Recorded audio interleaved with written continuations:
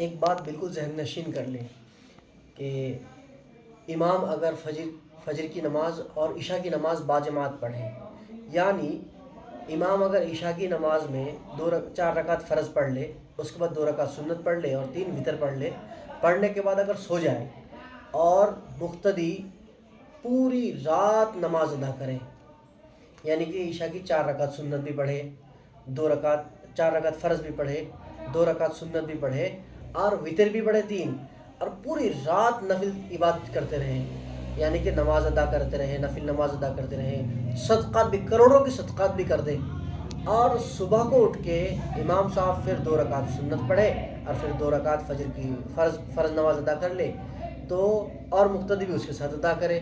اگر تقابل یہ کیا جائے تو یہ بات ہو جائے گی کہ امام اس کے باوجود کہ پوری رات کھرراٹے مار کر سویا پھر بھی مقتدی سے بہتر ہے۔ اگر مقتدی اس بات کو اپنے ذہن میں رکھ لے تو اسے اپنے اوقات سمجھ میں آ جائے، اپنی حیثیت سمجھ میں آ جائے۔ اس لیے امام کے خلاف جو مقتدی اپنے دل میں بغض رکھتا ہو یا امام سے عقیدہ نہ رکھتا ہو تو چاہیے کہ مسجد چھوڑ دے، کسی اور مسجد میں چلے جائیں۔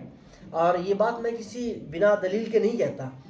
آپ یوں سمجھ لیجئے کہ ایک شخص مان لیجئے فرض نماز اپنے وقت سے نکلنے کے بعد، یعنی کہ جو ظہر کی نماز کا وقت ہے اسے ختم ہونے کے بعد پھر اس ظہر کی نماز کو ادا کرے، تو کیا یہ ممکن ہے کہ وہ پوری زندگی نفل نماز ادا کرتا رہے پھر بھی اس فرض کے برابر ثواب مل جائے اسے؟ ہرگز ممکن نہیں، یہ حدیث سے ثابت ہے۔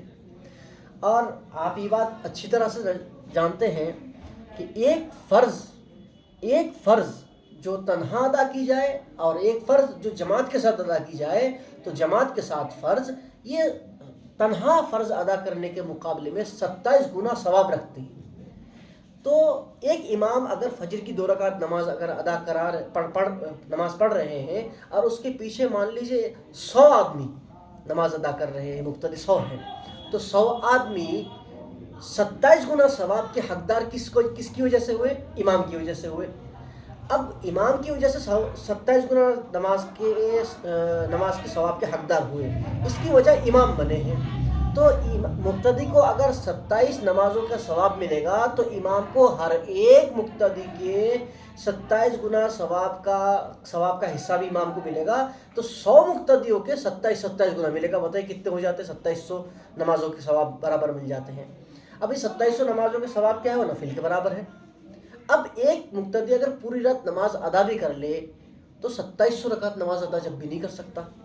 آج کل سردی کی رات ہے، بہت لمبی راتیں ہوتی ہیں اور فجر اور عشاء کے درمیان میں ہی سب سے زیادہ ڈسٹینس ہوتا ہے، لیکن ایک مقتدی اتنی لمبی رات میں بھی 2700 رکعت نماز ادا نہیں کر سکتا۔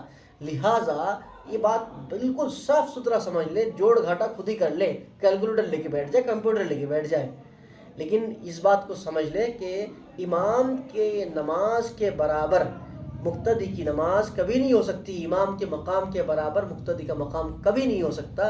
لہٰذا مقتدیوں کو چاہیے کہ اپنے امام کے لیے عقیدہ رکھے، محبت رکھے، عزت رکھے، ان کے خلاف پروپیگنڈا اور سازش نہ کریں۔